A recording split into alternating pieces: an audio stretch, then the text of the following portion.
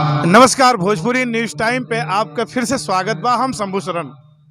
गोरखपुर जनपद में एक ऐसा अनुष्ठान देखे के मिला था जवन विश्व के सबसे लंबा चले वाला हवन, एक ऐसा यज्ञ जवन विश्व में एक रिकॉर्ड बनी।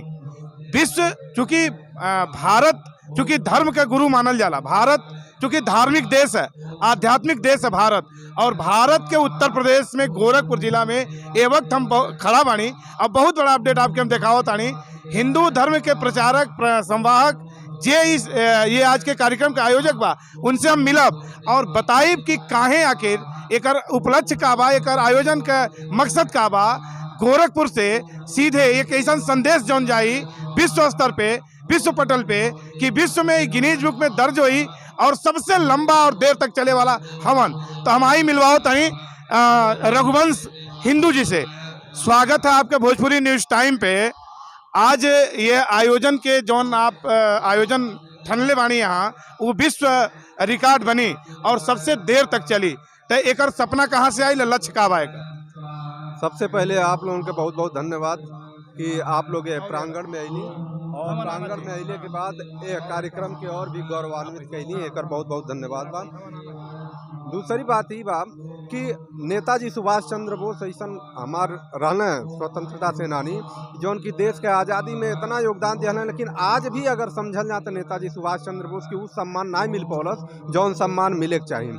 लेकिन एक समझे के बा कि हम का कर सकेली, और हम और हमारे साथी के जितना लोगन बाणे, इतना लोग बाणे, ये लोग सभी लोग मिल के का कर सकें, ये सारी चीज़ के समझले के नाते हमन के अभियान चलौनी कि पहले दुनिया के इस जगह दिहल जाए कि नेताजी सुभाष चंद्र बोस आज़ादी में उनका योगदान रहल। दुनिया का सबसे लंबा तिरंगा हमन के गोरखपुर में फहरौनी। 15,000 लोग 13 किलोमीटर तिरंगा फैला के विश्व रिकॉर्ड बनौले। फिर 15 किलोमीटर का तिरंगा सिद्धार्थनगर में यही 23 जनवरी के फहरौले रही हमन के, जौने में 18,000 लोग पकड़ के विश्व रिकॉर्ड बनल रहल। पिछले साल 27 घंटा हवन भइल रहल यही प्रांगण में, जौन की वो विश्व रिकॉर्ड रहल। अब की पारी 48 घंटा होता हवन। ये हवन के मूल उद्देश्य सबसे पहली बात कि नेताजी सुभाष चंद्र बोस 30 दिसंबर के देश के प्रथम आज़ादी दिवस वही के मानल जाला, पहला आज़ादी दिवस। कारण कि अंडमान निकोबार द्वीप समूह पर जौन चिता वाला अपन झंडा नेताजी 30 दिसंबर को फहरौले रहे। आज देश का जनता इतना जनी बैठल बाने, अगर एक कार्यक्रम के बाहर के लोगों से पूछल जाए तो उनके पता ना हो कि अंडमान निकोबार के आज़ाद करौले होंगे। तो सबसे पहली बात है कि ये जाने चाहिए देश के जनता के कि जे अपन सब कुछ न्यौछावर करके देश के आज़ाद करौलक, आ वो दिनवे के हम भुला गए नहीं कि देश के आज़ादी दिवस हमारा पहला 30 दिसंबर है, वो ओकर जश्न मनावल जाता। दूसर बात, हमारा सनातन संस्कृति के माध्यम से हम ये प्रयास कर रहा बानी कि सनातन संस्कृति के माध्यम से पूरी दुनिया, जितना दुनिया में लोग बाणे, ये हमार परंपरा रहल बा, वैदिक परंपरा, और विज्ञान भी एक सिद्ध कैले बा कि हवन एक ऐसा माध्यम बा जो समाज के प्रदूषण के मुक्त कर सकला, प्रदूषण हटा सकला, पर्यावरण के शुद्ध कर सकला।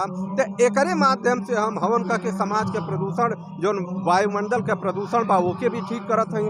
अब रही बात विश्व रिकॉर्ड बनौले का एक बड़ा उद्देश्य ही बा कि विश्व रिकॉर्ड के माध्यम से पूरे दुनिया के जितना लोग बा सबका निगाह आई कि ई लोग काहे करत है विश्व रिकॉर्ड बनावत है। तो सबसे बड़ी बात ये बा कि विश्व रिकॉर्ड के सबका निगाह घूमे कि नेताजी सुभाष चंद्र बोस, भगत सिंह जैसा महान वीर, ये लोग जितना भी स्वतंत्रता सेनानी रहे, उनके जौन सम्मान मिले चाहे वो सम्मान तो मिलल नहीं। अब सबके पहले जनावल जाम, जगह जगह काम करके, और ओकरे बाद अब अभियान तो ये बहुत बड़े अभियान का छोट सा एक कार्यक्रम बा। अब हमन का अभियान ऐसा बा कि पूरे दुनिया के लोग और ज़्यादा एकाग्रचित होके पर ध्यान दिए, और सबके हम नया वर्ष बिहान, मतलब अंग्रेजी नया वर्ष कहल जाई, वो में आवता सबके बोले करतीन। नौजवान ज़्यादा जश्न मनई है, हिंदी नववर्ष या सनातन नववर्ष तो भरसक कितना नौजवानन के पते ना होई।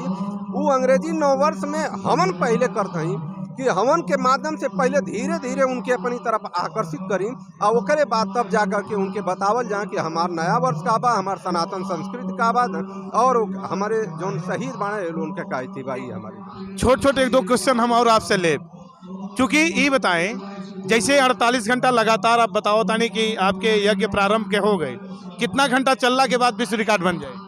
देखल जा पिछली बार 27 घंटा हमन के हवन कैले रही, वो विश्व रिकॉर्ड में दर्ज बा। अर्थात ये जान लें कि हमन अपना विश्व रिकॉर्ड टूट के फिर विश्व रिकॉर्ड बनावत हैं। अच्छा। मगर 27 के बाद वो विश्व रिकॉर्ड बन रहल बा, यानी विश्व रिकॉर्ड आपका बन गए, 48 घंटा हो गए बन गए। बन गए 48 नहीं 27 घंटा 1 मिनट हो गई तो बन गई। बशर्ते 48 घंटा के एक मुख्य उद्देश्य ही बा कि नया वर्ष में प्रवेश जौन करता, जौन हमार पाश्चात्य सभ्यता में नौजवान गइल बने, वो नया वर्ष के अपने सनातन संस्कृति की तरफ खींचे करती हम के नया साल में एक ले गइल कि विश्व हवन नया साल में भी होखे, ऐसे ही घंटा और ज़्यादा बढ़ गई। तो ये प्रेरणा आपके अंदर बतौली है कि अपने सुभाष चंद्र बोस से आयल, क्योंकि दो चीज देखे के मिला था। सुभाष चंद्र बोस चूंकि क्रांतिकारी रहलन और बड़ा जुझारू तेवर कर रहलन, अंग्रेजन के दांत खट्टा कैले रहलन, तो वो टोपी आपका तो उनके प्रतीक बा। लेकिन भगवा तो एक शांति और शालीनता का प्रतीक है। कैसे मैच कर पावेली दोनों के आप? हाँ देखिए, मैच हम बहुत करें। सबसे पहले बात ये जान लें कि पूरा दुनिया सनातन संस्कृति के ही इति रहल, भाग रहल। भले ही बीच में आके अलग अलग प्रकार के मत हो गए, मत होकर के नाते लोग अलग अलग विचारधारा हो गए ना, तो सनातन संस्कृति में जिसमें पूरी दुनिया में समाहित रहल, तो हम ओके भगवा से प्रतीक करेली कि सनातन संस्कृति में ही हम हैं, और उसमें जो हमारे राष्ट्रभक्त हैं वो राष्ट्रभक्त के बारे में हम अपन के टोपी लगा के उनके प्रदर्शित करेली। बहुत बहुत धन्यवाद आपके, बहुत अच्छा लगल। आप का संदेश देना चाहते हैं ये यज्ञ के माध्यम से? अब हम लोग देखिए ब्राह्मण बंधु के रूप में यहाँ उपस्थित है, और हम लोग सर्वे भवन्तु सुखिनः पे चलते हैं, और बड़े भाई साहब का जो ख्वाब है, जो इच्छा है, उसको पूर्ण होना चाहिए। हमारे देश के नौजवान जो अपने देश के लिए अपने आप को कुर्बान कर गए, उनके तरफ किसी का ध्यान आकर्षित नहीं है।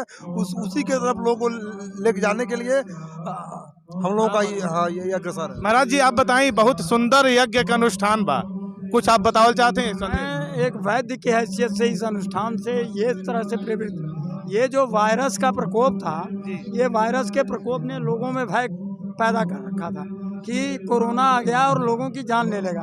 लेकिन मेरा पूर्ण विश्वास, मैं वैद्य हूँ, इसलिए पूर्ण विश्वास है इस महाहवन के द्वारा इस वातावरण को मैं इतना शुद्ध कर दूंगा कि गोरखपुर महामारी से पूर्ण सुरक्षित हो जाएगा। इसलिए इस हवन का उसमें समावेश है, और जन स्वास्थ्य, राष्ट्र रक्षा, स्वास्थ्य का इसमें समावेश भरा है। देखिए तमाम तरह से, तमाम एंगल से अपन अपन लोग ओपिनियन, अपन अपन बात लोग बतौला ना।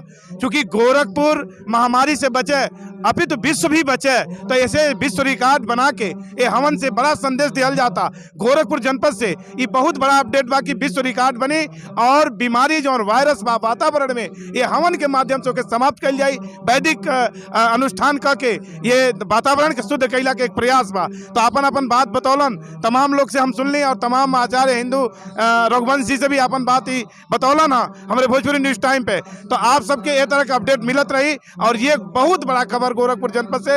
और इस तरह के अनुष्ठान हवन समाज में, देश में होके के चाहिए, ताकि समाज और हमारा वातावरण सुरक्षित रहे। कैमरा पर्सन मनोज संगे, हम शंभू शरण, देखत रही भोजपुरी न्यूज टाइम।